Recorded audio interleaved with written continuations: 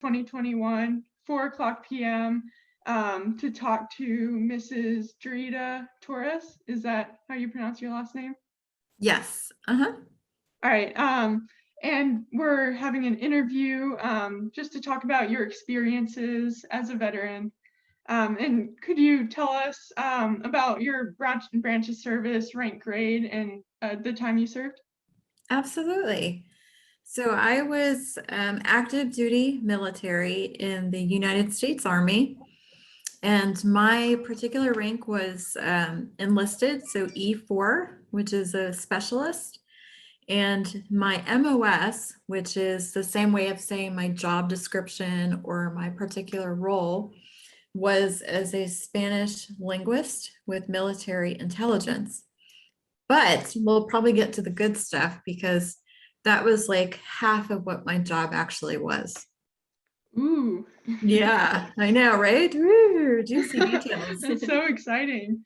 And so what like kind of war or period did you serve in? So I'm considered a Gulf War veteran. And I was in during the, oh gosh, I'm really going to age myself here, but I was in during the Kosovo conflict, so Bosnia, Kosovo. And they sent helicopters from my unit to Bosnia and Kosovo to support that conflict, like to support our mission overseas. And then it was right before I ended my enlistment that we were segueing into 2001. And so I was already out of the military at the time of 9/11, but it was still in that period of conflict in the Middle East, right? With both of the administrations who went into the Gulf for those different conflicts and wars. So I'm still considered a Gulf veteran. Okay, hi, I'm Lindsay, by the way. I'm helping out. Hi, Lindsay. Yes, Lindsay. Hi, Lindsay. Okay, so do I do section 2? Yes. Okay.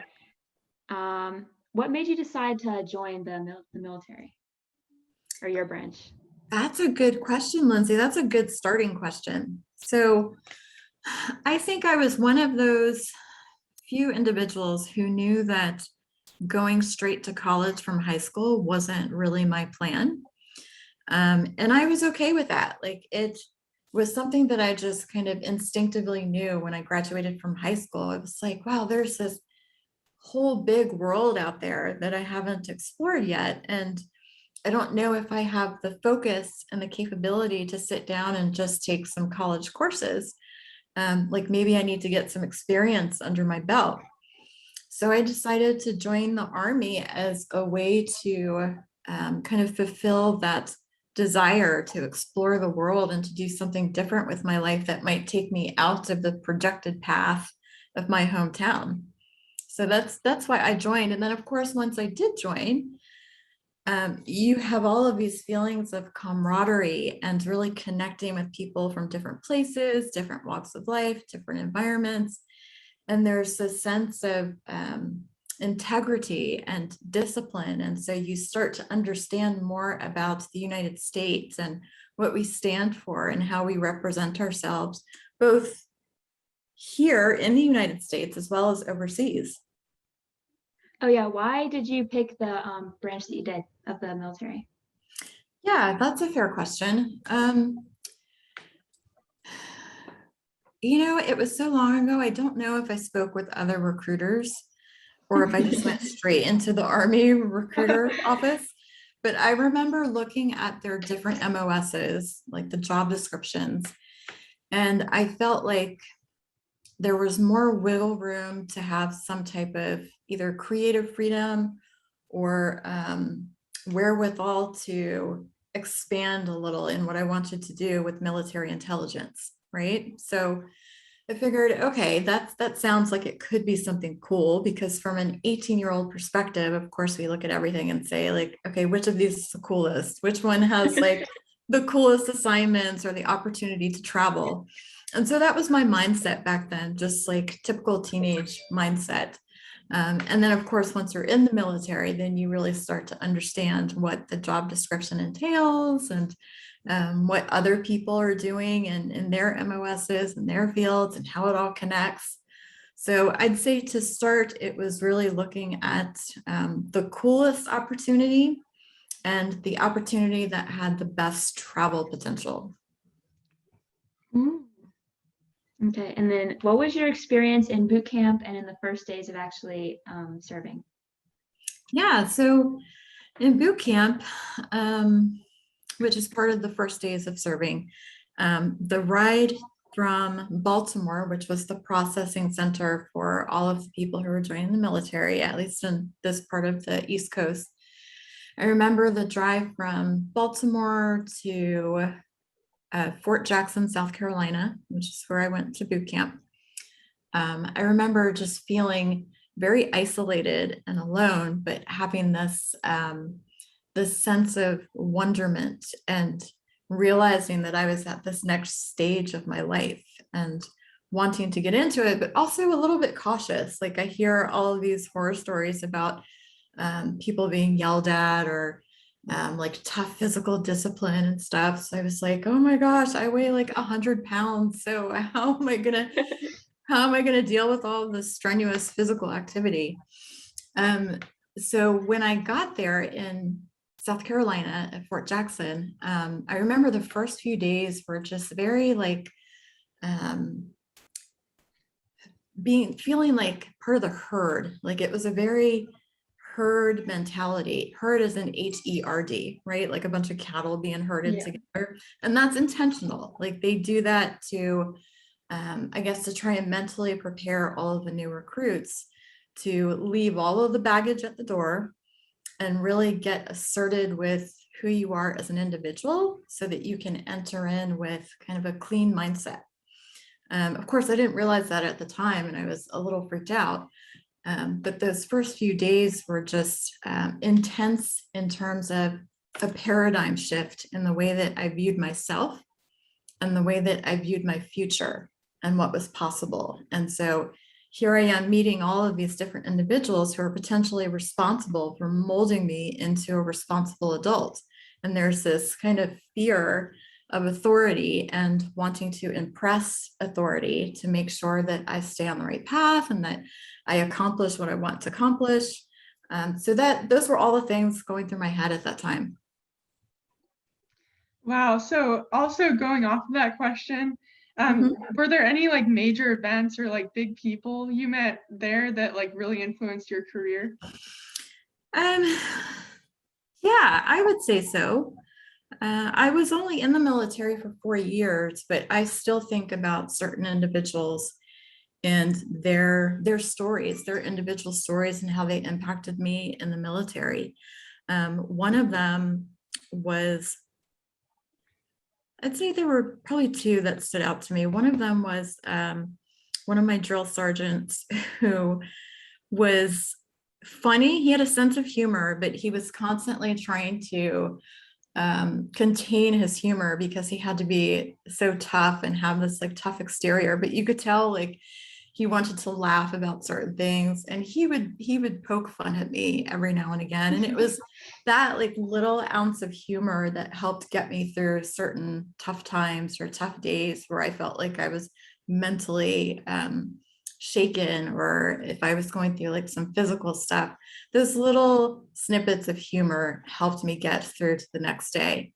The second individual who really impacted my view of how women can be uplifted in the military was the battalion commander. I'm not sure what her name was, but she was a Black female drill sergeant, and she started as a drill sergeant and then she became the battalion commander. And she was a total badass, if I can just say that on the record. Like, she had jumped out, she was in airborne. That was the unit that she had been assigned to, and she had jumped out of an aircraft and her parachute malfunctioned. And so she hit the ground and broke her entire back. Like she Wow. broke Wow. bones in her back, like broken bones in her body. The doctors weren't sure if she was going to survive, and she did. And not only did she survive, but she came back and kicked butt and like retrained her body and physical exercise. And she was keeping up, if not surpassing all of us during those physical exercises. And I was just astounded at her story. And I had this certain awe for her, like, oh my gosh, like, how did you accomplish that? Like, that sounds crazy. So those are the two individuals that really stood out for me. That's incredible. Yeah. Okay, and then what was your first like impression of the Army? Like, did you enjoy it at first, or was it kind of like a rocky start, do you think? I would say the entire experience was rocky.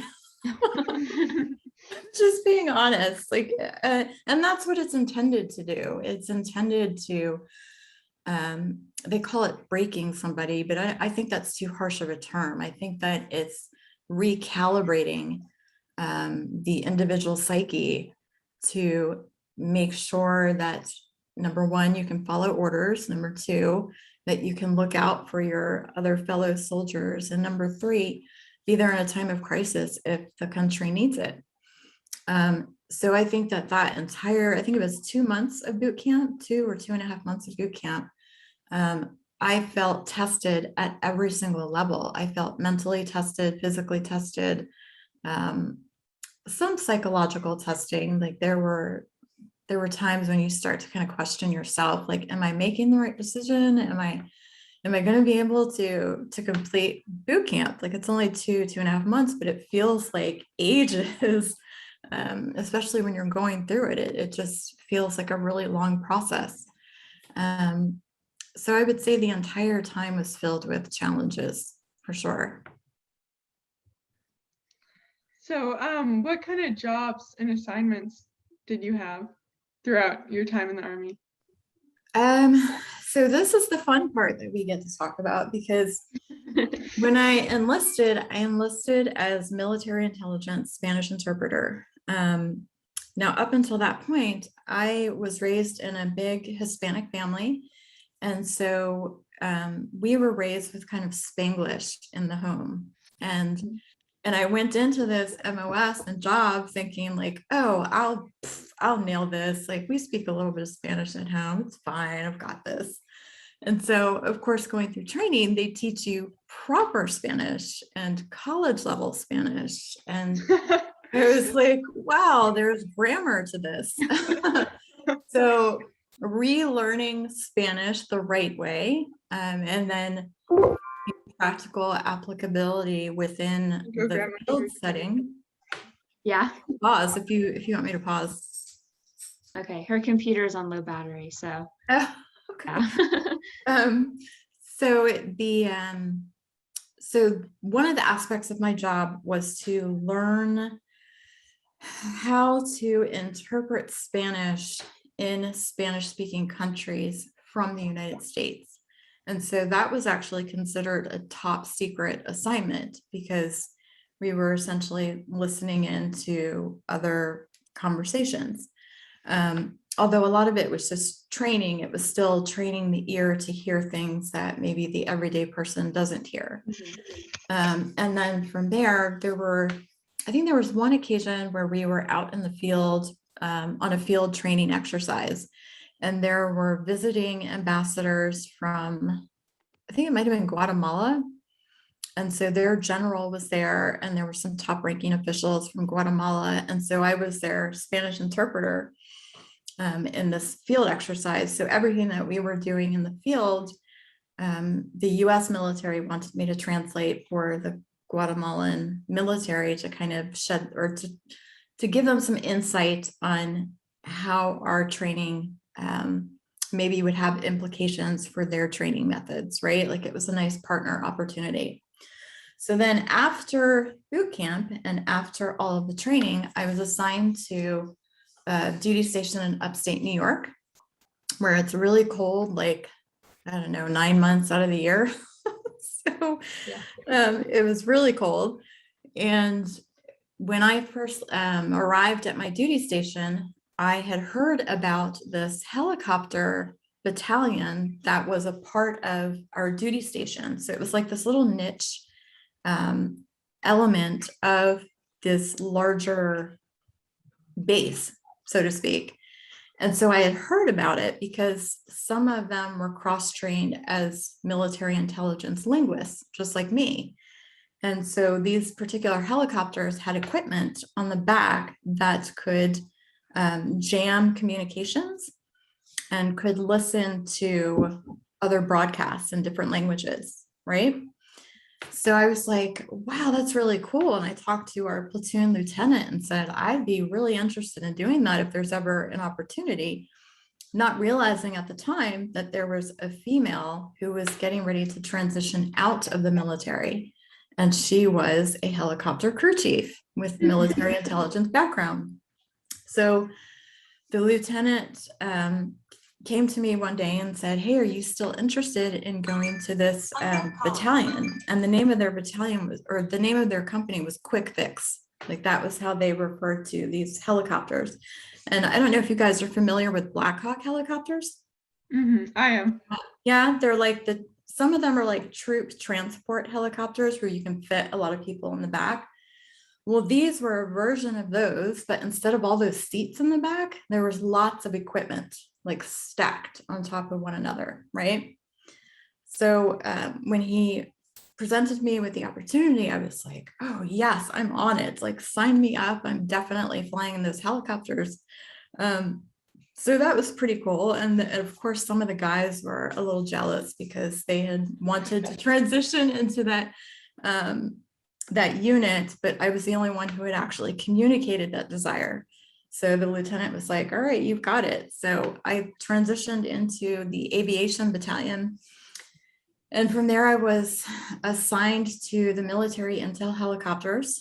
And what we would do is we would go out on training missions, both within upstate New York, as well as Canada, upstate Canada, like really far north, and then a few training operations throughout the United States. So we would sit in the back, we would operate the equipment. Sometimes we would just act as crew chiefs and we would clear the airspace for the pilots who were sitting up front. And we would practice all kinds of training exercises, like if the helicopter encounters any technical difficulties, what do you need to do to make sure that the aircraft can land, all kinds of cool stuff. Including a few opportunities for me to rappel out of the helicopter. Yeah, it was so much fun. It was so much fun. And then in the physical aspect, so when you're at a permanent duty station, you still have to keep up with all of your physical exercise. So I think it was like, was it once every, I don't remember how often it was. It was like once every 6 months or something that we had to test for our physical training.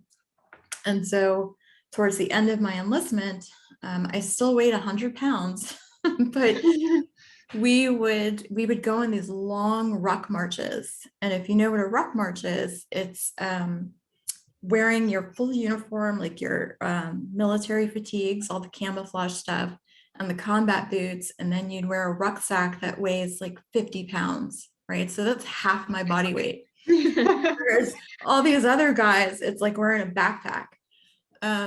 So we went on this one particular march that was like a 7-mile march or something. And I was wearing the rucksack.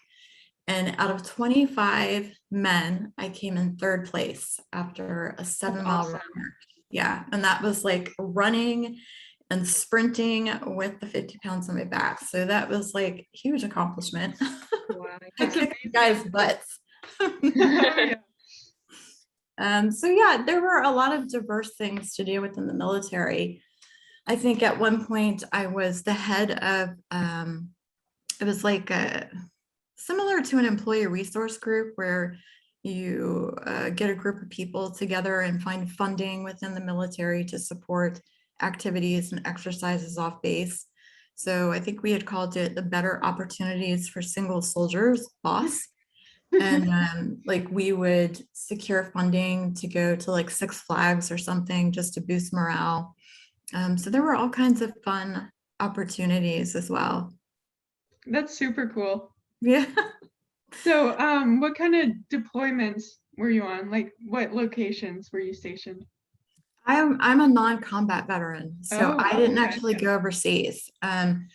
At the time of the Bosnia-Kosovo conflict, they sent one helicopter that I remember from our unit. And I wasn't assigned to that helicopter, so I stayed stateside, but we helped, of course, to support sending the helicopter overseas. Like we had to actually remove the rotors from the helicopter and break down all of the equipment to make sure that we could send it overseas and stuff. And we were doing like training exercises. So I didn't actually serve overseas, but there are a lot of non-combat veterans. So I was wondering, what was your experience like as a woman in the military? Yeah. Yeah.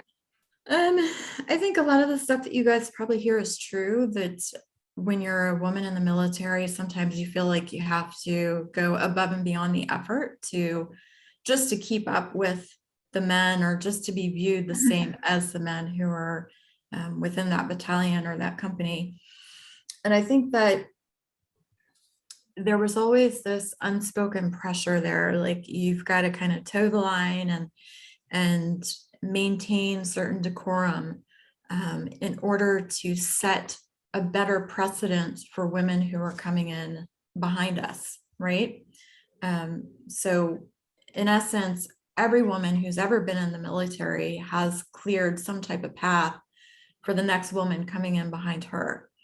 And so I always kind of had that in the back of my mind. It's like I need to make sure that I do the right things and that I give it my best effort so that the next woman coming in behind me has a better chance at accomplishing the same things, or has a little bit more liberty with how she gets to interact with men or keep up with men. There wasn't any outright like sexism or anything that I picked up on.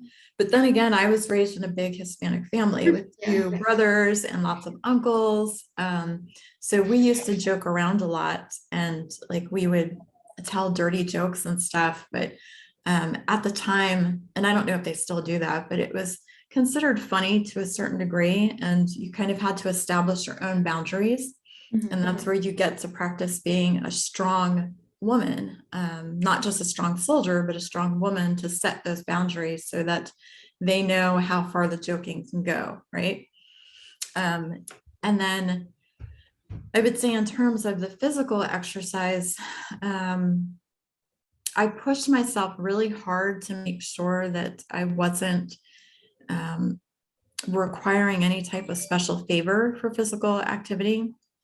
Like if there was a 2-mile run, there were different standards for men and women on how fast they had to run those 2 miles.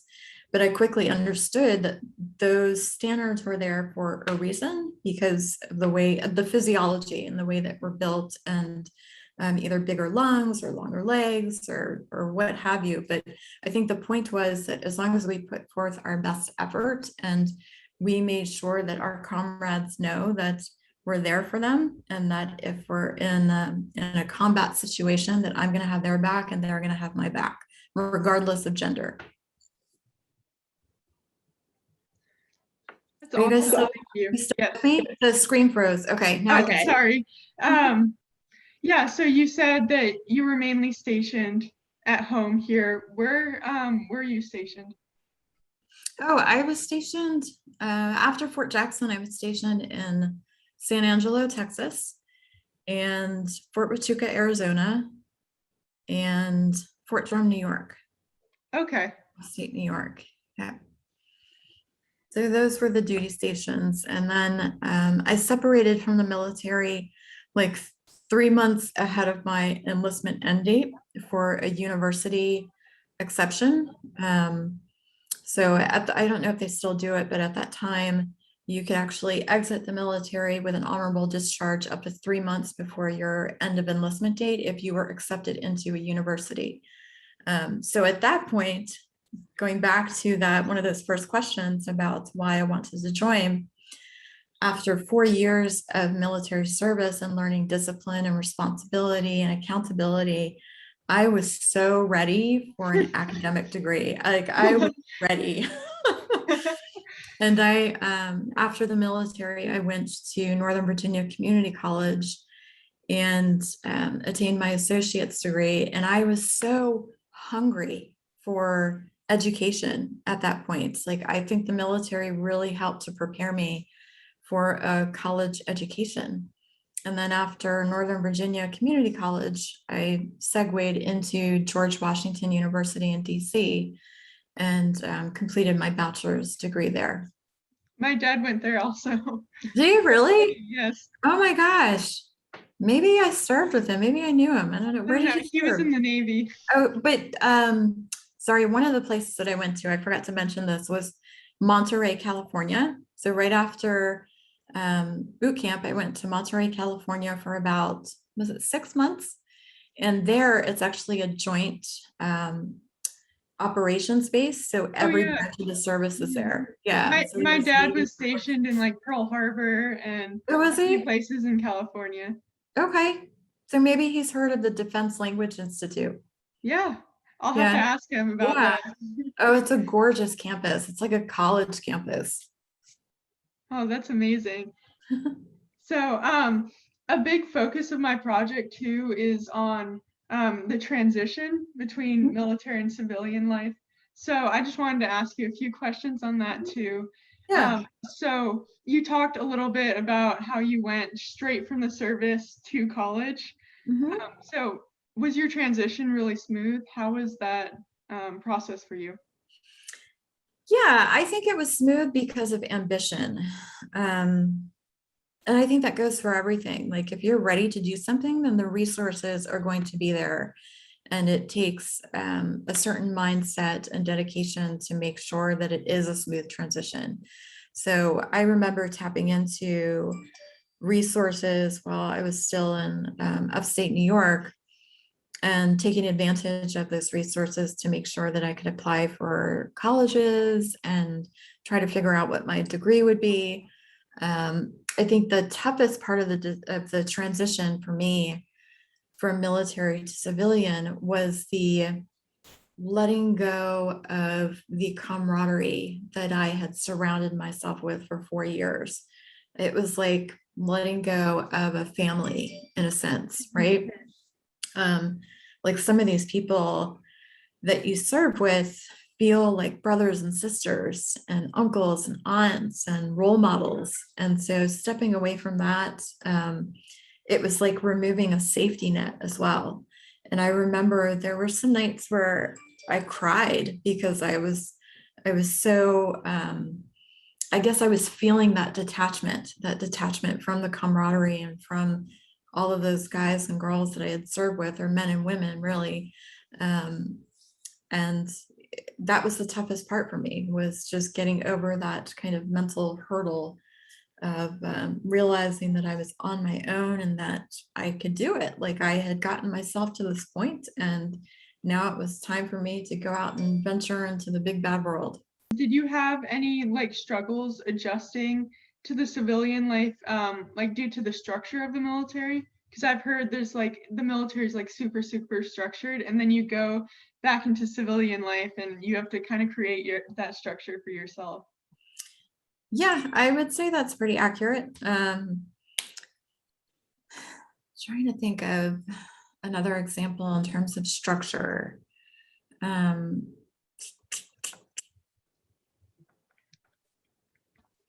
I think that I don't know what the percentages of military personnel who transition into college right after the military or directly into the workforce. But certainly transitioning into university life first provided some buffer before transitioning into the workforce, right?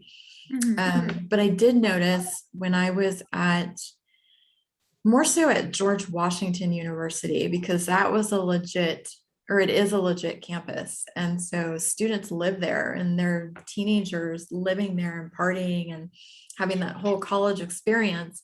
And so me walking in as this military veteran with 4 years of military service and having this totally different approach to education and being hungry for it and also working. Like I was working and going to school and then traveling back to my parents' house. And then I had an apartment at one point and traveling back and forth instead of living on campus. It was a very, very stark contrast. And it was noticeable. Like I was one of the oldest people in the classes, and I could feel it, but it was more of a mental recognition, right? So it was something that I had to get myself over. Like I wasn't sure if anybody else really cared, but it was the environment that I could feel and that I was dealing with. And so, but it was fine. Like I communicated with some of my instructors and told them a little bit about my story and how I was really hungry for education, but I struggled with certain things because I was in political science, and that was like totally different from anything that I had really encountered in the military. So yeah, I think that there's an obvious transition period, and I think that it depends on your own personal safety network and the people that you interact with and how you communicate and how you communicate your needs and let people know if you need a little bit more of a nudge or a little bit more guidance in order to make that a successful transition. Okay. And my dad's talked a little bit about what you were talking about in terms of college and being a little bit older than his peers. So. Yeah, it's noticeable. It's kind of funny. Actually, it's really funny because like I felt old, and I was like, I'm not old at all. Like I'm in my 20s, like I can go out and go drinking and go bar hopping and stuff, but like it's just a different feel. Like I felt like I had experienced so much more life than some of the individuals who were in those classes. Whether that was true or not, I don't know, but that was how I felt. Yeah. Also, did your time in the military have an influence on you, like post-service, and what you decided to do as a civilian career? Absolutely. Gosh, you really just struck gold with that question. I'm going to tell you why. Because I feel like my 4 years of military experience and discipline and accountability and learning about responsibility prepared me for certain life situations that I might not have been well equipped to deal with had it not been for my military training. One of those examples would be raising my daughter, who's a special needs child. So she is a Down syndrome child. She's 5 years old. And when she was born, there were a lot of complications. And she's survived 9 surgeries in a matter of years. And so a lot of her survival depended on my stability and discipline, because there were medications that had to be given at certain times, recording bottle feedings to make sure that she was gaining weight, et cetera, et cetera. So there were a lot of practical applications to that discipline. And then I would say the other aspect of that, it was in my career. Like every career that I've had, I've always been a loyal employee, and I've always managed people with respect and helped provide guidance. And also my chosen career path now is as a writer. So I'm an author. I've authored 2 books that have been published international. Congratulations. Yeah, that's awesome. Thank you. And I love the books, but it's it's like being self-employed, and you have to have discipline. You have to have self-discipline to sit down in front of a computer and actually write a manuscript and set aside a certain amount of time per day to write, and then take care of my daughter, who's a special needs child, take care of myself. I have disabilities as well, or I should say abilities. So managing all of that together holistically, I'm really, really thankful that I have that experience with the discipline and being able to manage my time effectively. That's tremendous. I've heard that that's a huge reason why a lot of people choose the military. Yeah. But that's awesome that it's given you so much. Yeah, and it's like one of those things where you hear about when you're in high school, you hear about like how multiplication or certain aspects of arithmetics are applicable in real life, but you don't really um, encounter that until you're in the real world, right? Like you hear about it and you learn about it, and then the first job that you go to and you're having to count back change without a cash register, or learning how to do some form of accounting for a job or something. This is how that felt, like that discipline that I'd learned was hard to achieve at that time, because it was like breaking those patterns of wanting to sleep in and wanting to be lazy and just wanting to dilly dally and do whatever I wanted to do. But then once you have that skill set and you have that mindset, then you start to realize where that's practical in everyday life. And I so appreciate that. That's amazing. So we've already talked about this kind of a little bit, but were there any like big challenges that you faced coming like directly out of the military?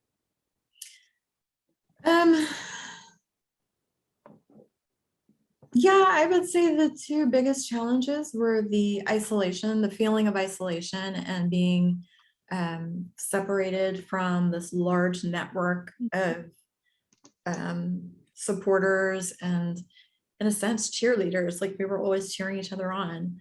And then having to go at it on my own and figure out life for myself. Yeah, for sure. I think the other aspect was the physical stuff, because when at the end of 4 years, you can imagine that being 100 pounds and having to do 4 years worth of ruck marches of 7 miles with 50 pounds in the back, like that's some wear and tear on the body. And so at the time that I transitioned out of the military, I was feeling those pains in my back and my hip. And so that was something I had to deal with exiting the military and going to see chiropractors and doctors and physicians. And it's something that I'm still dealing with. And I had to have a real conversation with myself, because I feel like going to the Department of Veterans Affairs and requesting reimbursement for certain injuries, like I had a problem with that at first. I was like, should I be asking for that? Because I really enjoyed my enlistment. Like it's not that I'm upset at the military, but it's definitely something that happened while I was in the military. So having to grapple with that whole moral question of, should I seek reimbursement? And then how do I go about physical therapy and things like that to get myself recovered? So those are the two biggest challenges for me. Okay. Also, what do you think could have made your transition a little bit easier?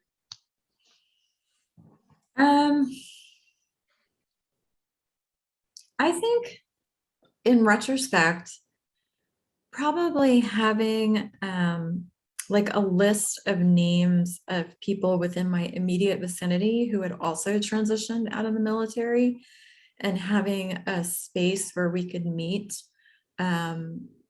and meet whenever, just to talk about life, or to help share resources, or to communicate resources, or communicate challenges, and figure out where to go for assistance. That would have been nice. And I'm sure something like that probably existed when I was transitioning out of the military, and it was probably available through the Department of Veterans Affairs, but I just wasn't aware of it at the time, because we're so busy on transitioning and trying to get the school stuff accomplished, or find a job. Like I might have overlooked a resource or something where we could meet with other veterans, but I think that would have been a help as well. So sort of like a connections network. Yeah, like I was when we were speaking the other day, I was telling you about Mike King and how he leads a similar group here in Loudoun County for service members who have left the military and who are either struggling to acclimate with the workforce or academics. And so it's a community forum where they can kind of talk about their frustrations and provide resources. All right, thank you. So I think that's all the questions I had. Yeah. Do you have anything else you'd like to add or talk about? Mm, do I have anything else that I want to add? Yeah, actually I would, if that's all right with you. I would like to add that the military has its own brand of humor. Um, and I laugh about it now because there are so many fond memories of practical jokes. There are a lot of practical jokers in the military. Like if you've ever seen those TikTok videos or YouTube videos of people playing pranks on each other, Yeah. it was definitely a similar environment in the military. And of course, because you've got all of these women and men who are of the same age, and it's kind of like a college atmosphere, but with discipline. How else to explain it? So we used to play a lot of practical jokes on each other, and we would, because we were in an aircraft hangar, we had access we had access to equipment and all kinds of stuff that maybe other soldiers didn't have access to. Mhm. And so on rare occasion, like you could walk through the hangar, the helicopter hangar, and see somebody taped, like masking taped into a chair and hoisted up to the ceiling of Oh, the wow. aircraft hangar. And you would see something like that and be like, oh, that was so and so. Like he loves That's to too take funny. people to the chair and hoist them up to the ceiling. Or they would like super glue everybody's belongings to their desk, so that like if an officer sits down to write a report and he's like trying to pull his pen up or like move a piece of paper from the desk, everything's stuck to it. Yeah, all kinds of funny stuff. And we would call into radio stations and have some fun with the disc jockeys. And it was a lot of fun. Oh, that's great. Yeah, Well, thank you so much for meeting with Thank us you. and for yeah, having this interview. no problem. Thank you for interviewing me. And if there's anything else that I can provide clarification on, please let me know.